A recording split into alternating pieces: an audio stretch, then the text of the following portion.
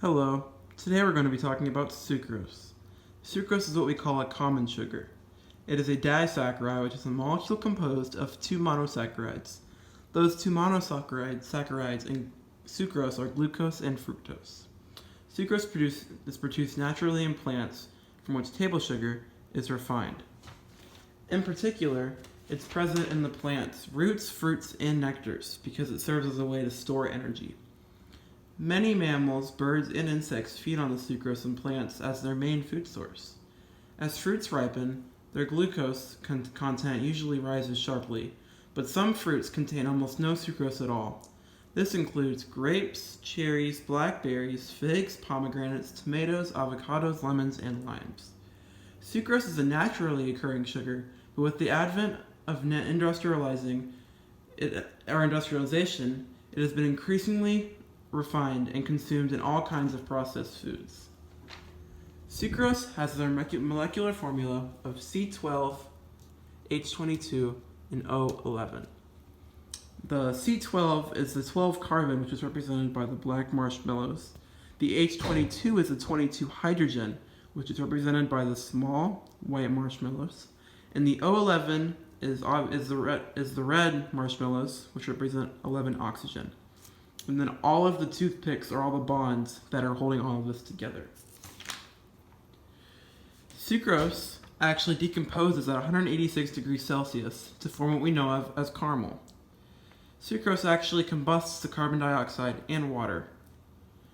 Talking about the functions of sucrose, we see that sucrose is responsible for providing your body with energy used to perform different physical and mental functions. Your body breaks down different foods with sucrose in it to fructose and glucose during chemical digestion.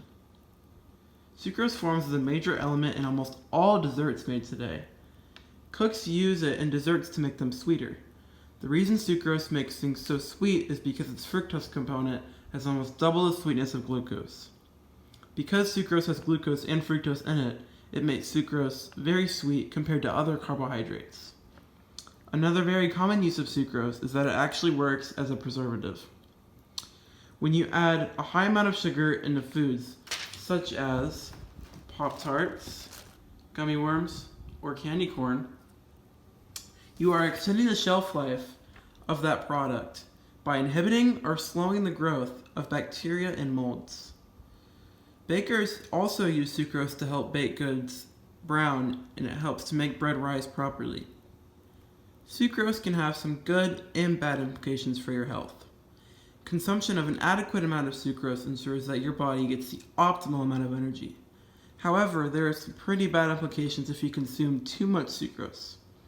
Uncontrolled high levels of sucrose in your body can lead to sugar-related diseases such as type 2 diabetes. Obesity may also occur due to the conversion of excess sugar to fat, which is then stored in adipose tissue and around your joints and organs. An accumulation of body fat due to obesity can also negatively affect your nervous system and veins. Even more complications can occur if the fat deposited on the walls of your blood vessels block or constrict them, eventually leading to what we know of as high blood pressure. Similarly, large amounts of fat insulate heat, and the subsequent heating around nerves can reduce or halt nerve terminal impulses. Sucrose can be one of the most addicting things to consume, as it does have a very sweet taste to it, so it is always good to take it in moderation. Tooth decay is another very negative implication to your health relating to sucrose. Oral bacteria live in dental plaque, and they metabolize any sugars into lactic acid. The resultant lactic acid lowers the pH of the tooth surface, stripping it of minerals in the process known as tooth decay. Now for some little fun facts about sucrose. Mixing sucrose with the oxidizer potassium nitrate produces the fuel known as rocket candy that is used to propel amateur rocket motors. Chloric acid can actually make sucrose burn when they are mixed together. Sucrose can be hydrated with sulfuric acid to form a black carbon-rich solid, and sucrose can also affect animals in good and bad ways. As you see with my cat here, my cat consumes sucrose. he will get energy, but if he consumes too much of it, he can also get sugar-related diseases, such as type 2 diabetes and even obesity. He can also get the fat around his joints and organs that can cause him to have high blood pressure and possible blood clots if he consumes too much.